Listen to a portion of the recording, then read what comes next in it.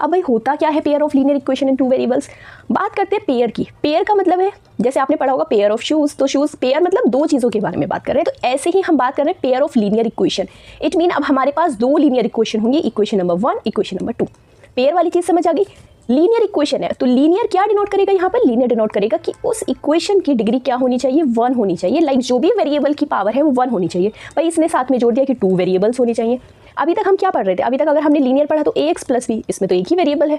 हमने पढ़ा 2y + c, इसमें तो एक ही वेरिएबल है। अभी 2 वेरिएबल वाली झंझट क्या है? तो चलो 2 वेरिएबल भी देख लेते हैं। इसके लिए अगर मैं एक सिंपल सी एक लाइक आपके लिए इक्वेशन लूँ तो आप देखो, एक आपने लिख दिया ax, ये एक वेरिएबल हो गया। साथ में मैंने लिख दिया by, तो ये दूसरा वेरिएबल भी आ गया। और यहाँ पर ध्यान से देखो कि जो आपकी हाईएस्ट पावर है x की भी और y की भी, वो क्या है? 1 है। तो ये जो पावर 1 है वो उसकी डिग्री 1 है, तो वो बना देती है उनको लीनियर। क्या बना देती है? लीनियर।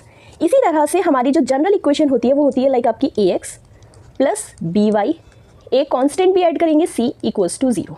ठीक है। अब यहाँ पे आप क्या नोटिस करोगे? अगर हम अभी पेयर के बारे में बात नहीं कर रहे, लीनियर इक्वेशन देखिए इन टू वेरिएबल। वेरिएबल आपका कौन सा है? x और y, दोनों क्या है आपके? वेरिएबल्स हैं। अगर हम बात करें इस b की साथ में a की, तो ये क्या है? आपके कोफिशिएंट्स हैं। क्या है? कोफिशिएंट्स। और कोफिशिएंट किसके हैं? a x का कोफिशिएंट है और b y का कोफिशिएंट है। और जो टर्म आपका अकेले रखा हुआ है, अकेले बैठा हुआ है, उसको बोलोगे आप वो एक कांस्टेंट नंबर होगा, कोई भी एक न्यूमेरिकल नंबर। क्लियर हो गई? ये होती है आपकी जनरल। अब यहाँ पे देखो लीनियर इक्वेशन है ना, x की पावर भी 1 है, y की पावर भी 1 है, 2 वेरिएबल भी आ गए भाई, एक वेरिएबल x भी है, एक वेरिएबल y भी है, तो ये हो गई हमारी लीनियर इक्वेशन इन 2 वेरिएबल्स। अब बात आती है